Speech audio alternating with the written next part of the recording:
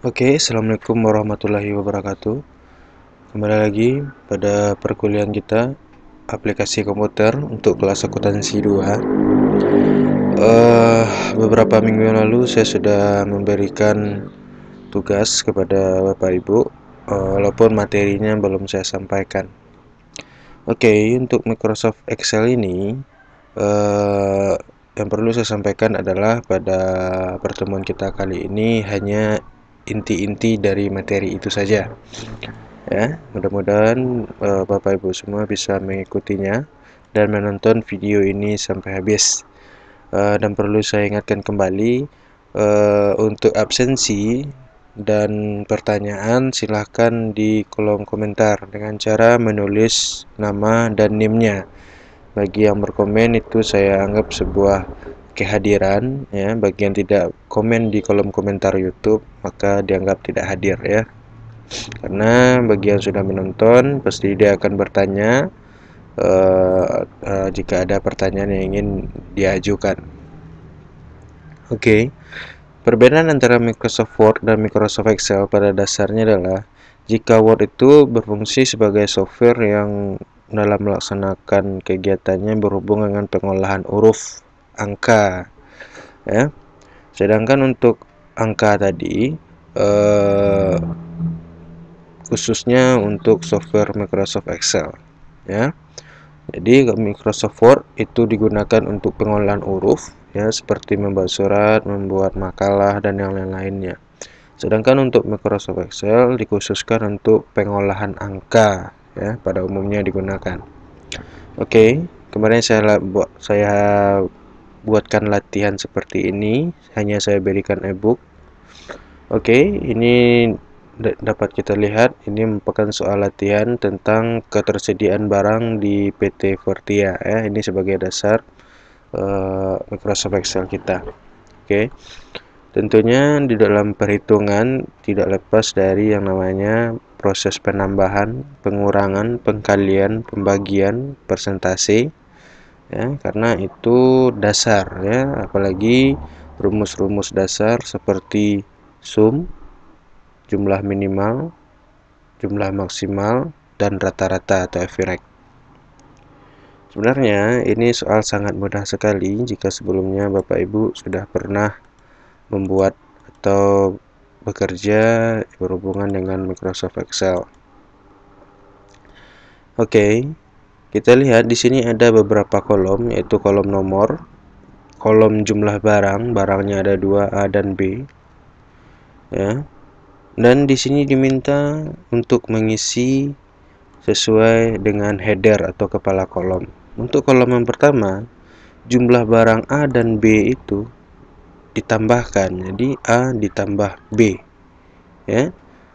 Jadi untuk rumusnya di Microsoft Excel selalu diawali dengan sama dengan, ya, selalu diawali dengan sama dengan. Saya zoom, selalu diawali dengan sama dengan terlebih dahulu. Kalau tidak diawali dengan sama dengan, rumusnya tidak akan berfungsi, ya. Misalkan seperti ini, sama dengan A ditambah B, ya. Setelah rumus dibuat A ditambah B, artinya apa?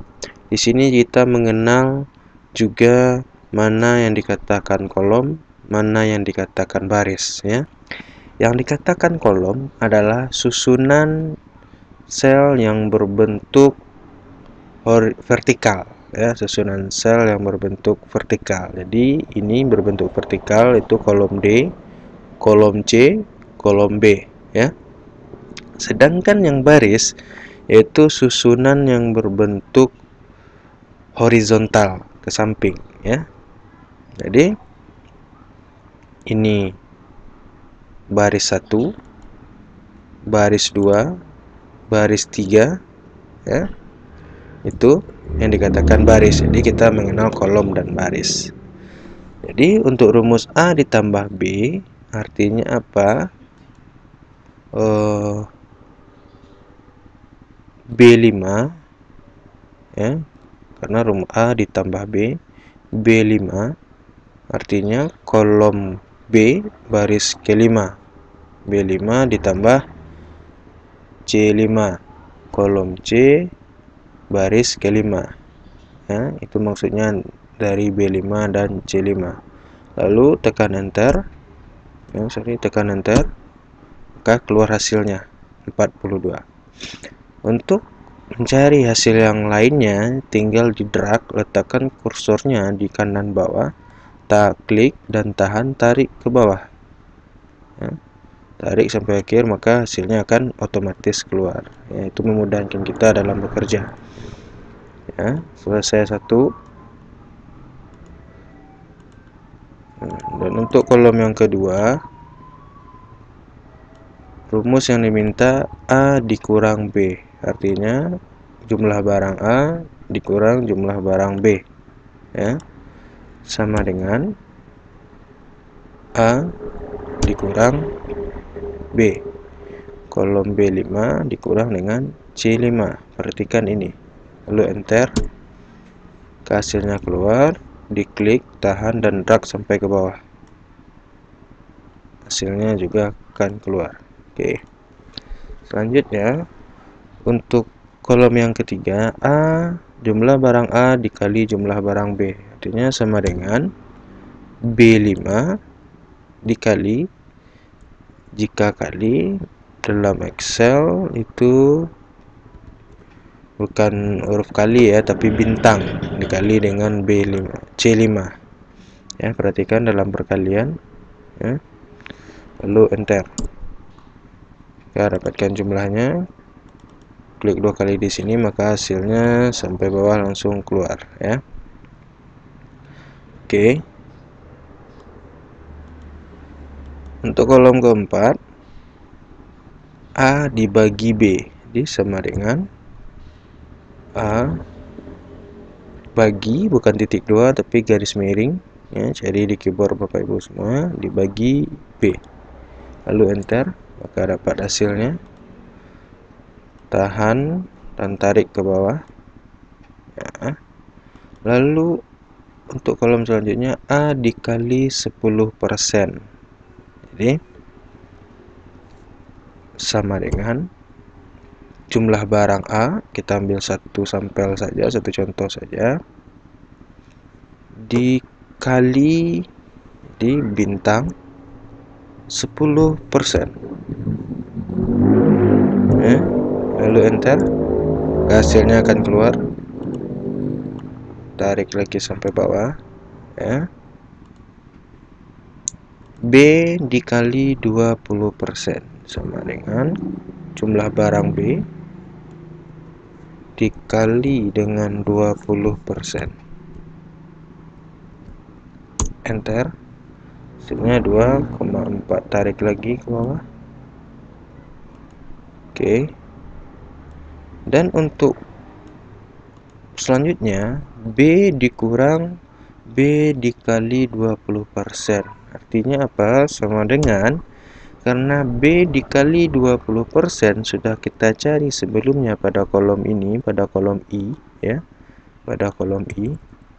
Sudah kita cari sebelumnya pada kolom I, maka kita hanya tinggal membuat sama dengan B dikurang B dikali 20%. Lalu enter.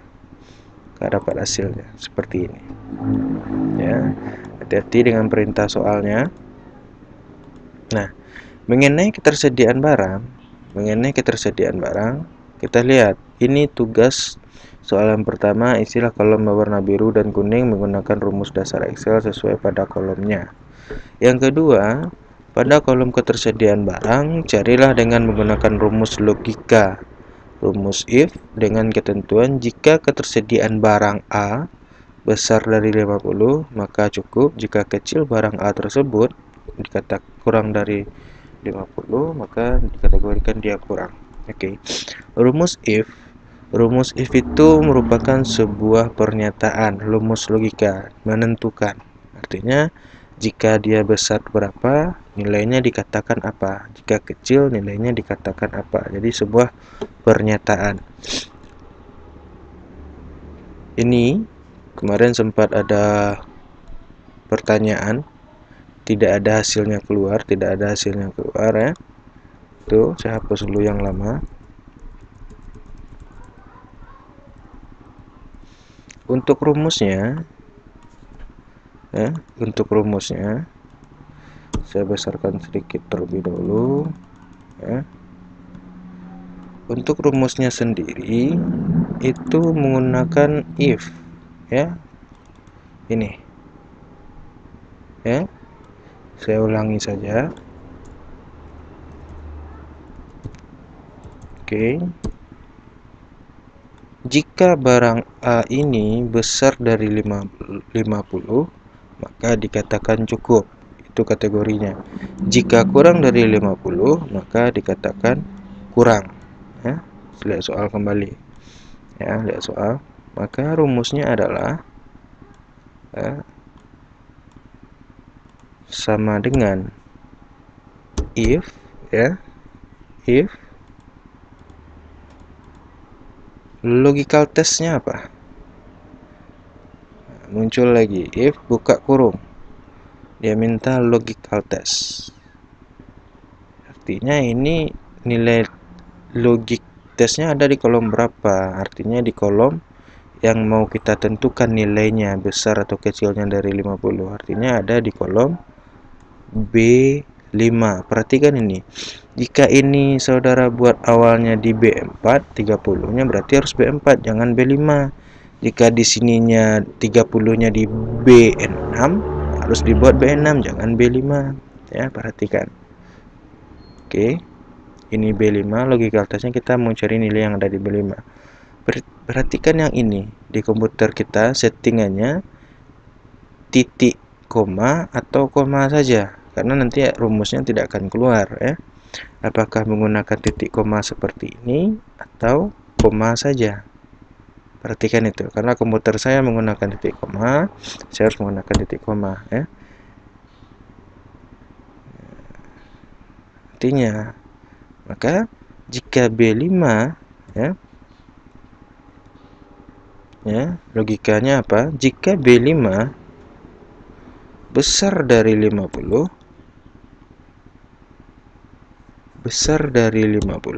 ini bacanya jika B5 besar dari 50, maka titik 2, maka lalu untuk dia berupa kata atau huruf, kita selalu tambahkan kata tanda petik 2, ya. Ini sangat penting. Jika B5 besar dari 50, titik koma, jika pernyataannya berupa huruf, maka harus selalu ditambahkan tanda petik 2, ya. Jika B5 besar dari 50, dikatakan cukup, ya. Itu nilai yang benarnya, value if true, ya. Titik 2 lagi, kutip lagi, dipisahkan dengan titik koma.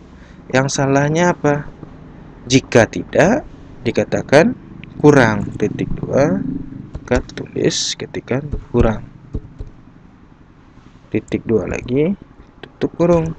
Jadi cara bacanya, jika B5 besar dari 50, maka dikatakan cukup.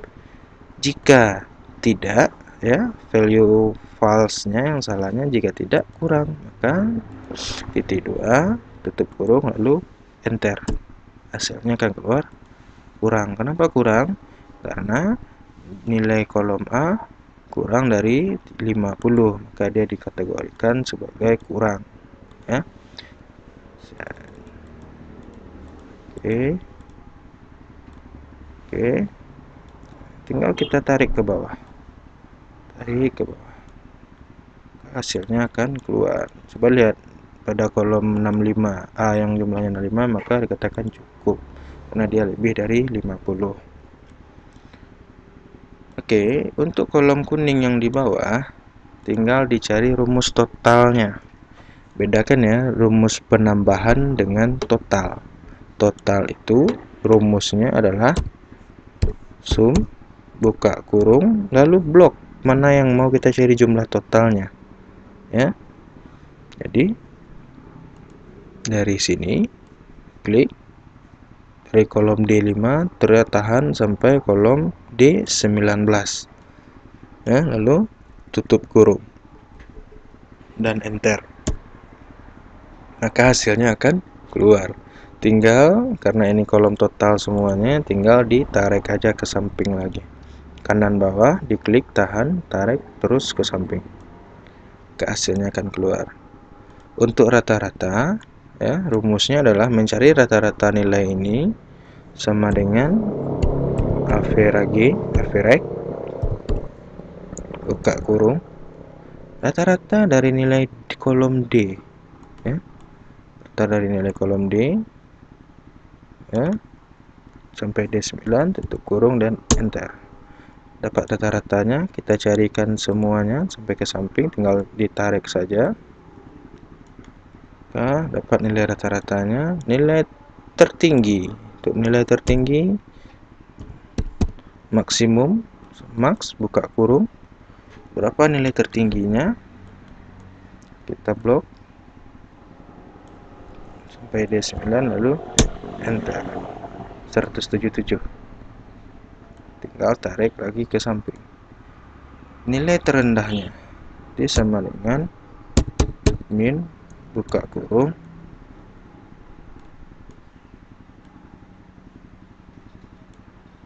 tutup kurung dan enter. Nilai terendahnya ada di 42.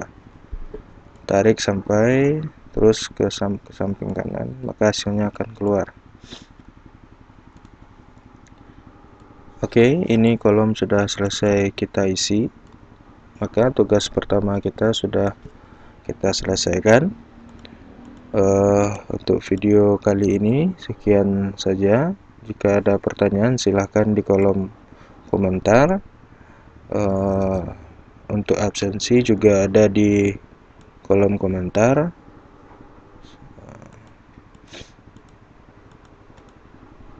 Untuk video selanjutnya akan saya bahas mengenai rumus if, VLOOKUP, dan lookup. Sekian saja. Terima kasih. Assalamualaikum warahmatullahi wabarakatuh.